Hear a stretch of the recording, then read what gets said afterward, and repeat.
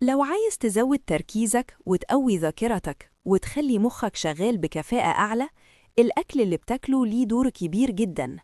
من أهم الأكلات اللي بتزود الذكاء السمك، خصوصاً السلمون والتونة، لأنهم غنيين بأوميجا 3 اللي بيدعم خلايا المخ وبيحسن الذاكرة.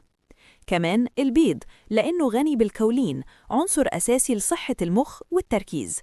ما ننساش المكسرات زي عين الجمل واللوز، دي مليانة دهون صحية وفيتامين إي اللي بيحمي المخ من الإجهاد. كمان الشوكولاتة الداكنة بكميات معتدلة بتزود تدفق الدم للمخ وبتحسن المزاج والانتباه. ومن الأكلات المهمة جداً الفواكه زي التوت والموز، لأنها غنية بمضادات الأكسدة والطاقة السريعة للمخ.